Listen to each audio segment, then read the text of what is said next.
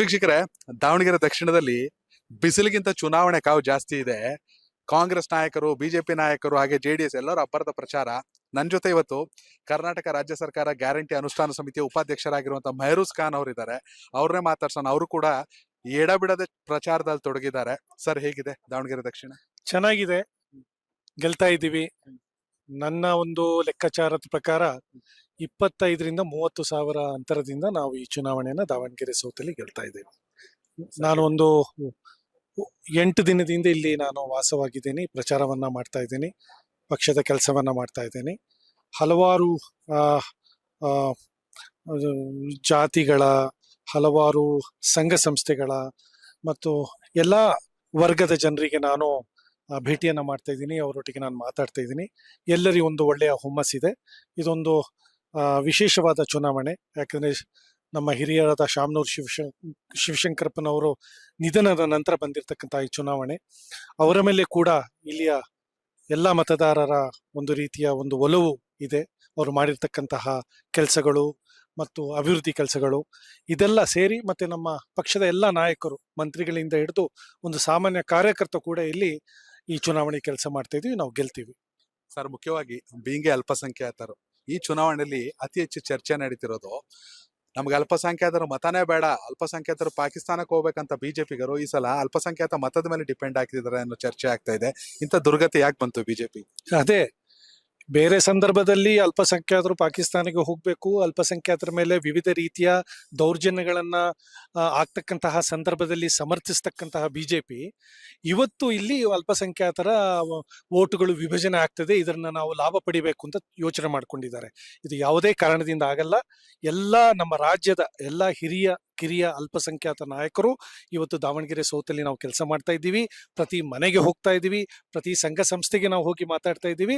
ಇಲ್ಲಿ ಅಲ್ಪಸಂಖ್ಯಾತರು ಒಗ್ಗಟ್ಟಾಗಿ ನಾವು ಮತದಾನವನ್ನ ಮಾಡ್ತೀವಿ. ಕಾಂಗ್ರೆಸ್ ಪರ ಮತದಾನ ಆಗ್ತದೆ. ಸರ್, ಗ್ಯಾರಂಟಿ, ಯಾಕಂದ್ರೆ ಚುನಾವಣೆಗಳು ಯಾವತ್ತು ಸಬ್ಜೆಕ್ಟ್ ಓರಿಯೆಂಟ್ ಆಗಿರ್ಬೇಕು ಅಂತ ಹೇಳ್ತಾರೆ. 2023 ಅತಿ ದೊಡ್ಡ ಯಶಸ್ಸು ಕೊಟ್ಟಿದ್ದು ಗ್ಯಾರಂಟಿ. ಅದನ್ನ ಯಶಸ್ವಿಯಾಗಿ ಇಂಪ್ಲಿಮೆಂಟ್ ಕೂಡ ಮಾಡ್ತಾ ಇದೆ ಸರ್ಕಾರ. ಅದಕ್ಕೆ ನೀವು ಕೂಡ ಕಾರಣೀಕರ್ತರು. ಈ ಎರಡು ಬೈ ಎಲೆಕ್ಷನ್ಗೆ ಎಷ್ಟು ಹೆಲ್ಪ್ ಆಗುತ್ತೆ ಗ್ಯಾರಂಟಿ? ನೋಡಿ, ಇವತ್ತು ಕರ್ನಾಟಕ ರಾಜ್ಯದಲ್ಲಿ ಇರ್ತಕ್ಕಂತಹ ಕಾಂಗ್ರೆಸ್ ಸರ್ಕಾರ ಇದು ಸಂವಿಧಾನದ ಆಶಯದಲ್ಲಿ ನಡೀತಿರ್ತಕ್ಕಂಥ ಒಂದು ಸರ್ಕಾರ. ನಿಮಗೆಲ್ಲರಿಗೂ ಗೊತ್ತಿರ್ತಕ್ಕಂತೆ ಸಂವಿಧಾನದಲ್ಲಿ ಒಂದು ಕಲ್ಯಾಣ ರಾಜ್ಯವನ್ನ ನಿರ್ಮಾಣ ಮಾಡತಕ್ಕಂತಹ ಒಂದು ತತ್ವ ಇದೆ. Directive principles of state policy ಅಂತ ಹೇಳ್ತಾರೆ ಅದಕ್ಕೆ. ಆ ತತ್ವಗಳ ಮೇಲೆ ಇವತ್ತು ನಮ್ಮ ಕರ್ನಾಟಕದಲ್ಲಿ ರಾಜ್ಯ ಸರ್ಕಾರ ನಡೀತಾ ಇದೆ. ಇವತ್ತು ರಾಜ್ಯದಲ್ಲಿ ಕರ್ನಾಟಕ ಇವತ್ತು ಕಲ್ಯಾಣ ರಾಜ್ಯವಾಗಿದೆ. ಇವತ್ತು ನಾವು 1,19,000 ಕೋಟಿ ಹಣವನ್ನ ಈ 2.5-3 ವರ್ಷದಲ್ಲಿ 5 ಗ್ಯಾರಂಟಿಗಳ ಮೂಲಕ ರಾಜ್ಯದ ಬಡವರಿಗೆ, ಮಹಿಳೆಯರಿಗೆ, ಯುವಕರಿಗೆ ಮತ್ತು ಎಲ್ಲಾ ವರ್ಗದ ಜನರಿಗೆ ಕೊಡ್ತಕ್ಕಂಥ ಕೆಲಸವನ್ನ ನಾವು ಮಾಡಿದ್ದೇವೆ. ಈ 5 ಗ್ಯಾರಂಟಿಗಳು ಇವತ್ತು ಒಂದು ಉತ್ತಮ ರೀತಿಯಲ್ಲಿ ಈ ರಾಜ್ಯದ ಜನತೆಗೆ ಸಹಕಾರಿಯಾಗಿದೆ. ಅದರಲ್ಲೂ ಕೂಡ ದಾವಣಗೆರೆ ದಕ್ಷಿಣ ನೀವು ತಗೊಂಡ್ರೆ 524 ಕೋಟಿ ಹಣವನ್ನ ನಾವು ಈ 5 ಗ್ಯಾರಂಟಿಗಳಿಗೆ ನೀಡಿದ್ದೇವೆ. ಇದರ ಪ್ರತಿಫಲವಾಗಿ ನಾವು ಈ ಚುನಾವಣೆಯಲ್ಲಿ ನಮ್ಮ ಗ್ಯಾರಂಟಿಯ ಫಲಾನುಭವಿಗಳು ನಮ್ಮ ಕೈಯನ್ನ ಹಿಡಿತಾರೆ ಮತ್ತು ಇನ್ನೇನು ನಾವು ಮಹಿಳೆಯರಿಗೆ ಶಕ್ತಿಯನ್ನ ಕೊಟ್ಟಿದ್ದೇವೆ, ಅವರು ಇವತ್ತು ನಮ್ಮ ಪಕ್ಷಕ್ಕೆ ಇಲ್ಲಿ ಶಕ್ತಿಯನ್ನ ಕೊಡ್ತಾರೆ ಎಂಬಂತ ನಂಬಿಕೆ ನನಗಿದೆ. ಸರ್, ನೀವು ಕೊಡಗಿನವರಾಗಿರೋದಂತ ಕೇಳ್ತಿರೋದು, ಸತತವಾಗಿ ಗೆಲ್ತಿದ್ದಂತ ಬಿಜೆಪಿಯನ್ನ ಮನೆ ಕಳಿಸ್ಬಿಟ್ರಿ 2 ಕ್ಷೇತ್ರದಲ್ಲಿ. ಈಗ ಕಾಂಗ್ರೆಸ್ ಭದ್ರ ಬುನಾದಿ ಹಾಕೊಳ್ತಿದ್ಯಾ? ಹೌದು, ಇದಕ್ಕೆ ಕಾರಣ ನಮ್ಮ ವಿರಾಜಪೇಟೆಯ ಶಾಸಕರಾದ ಒಂದು ಹಿರಿಯ ವಕೀಲರಾಗಿರ್ತಕ್ಕಂತಹ AS ಪೊನ್ನಣ್ಣನವರು ಮತ್ತು ಡಾಕ್ಟರ್ ಮಂತರ್ಗೌಡ ಅವರು 2 ಹೊಸ ಮುಖಗಳನ್ನ ನಾವು ಜಿಲ್ಲೆಗೆ ಕೊಟ್ಟು, ಈ 2 ಯುವಕರು ಬಹಳ ಚೆನ್ನಾಗಿ ಕೆಲಸವನ್ನ ಮಾಡ್ತಿದ್ದಾರೆ. ಬಹಳ ಉತ್ತಮವಾದಂತಹ ಒಂದು ಸಪೋರ್ಟ್ ಇವತ್ತು ಕೊಡಗಿನಲ್ಲಿ ಕಾಂಗ್ರೆಸ್ ಪಕ್ಷಕ್ಕೆ ಸಿಗ್ತಾ ಇದೆ.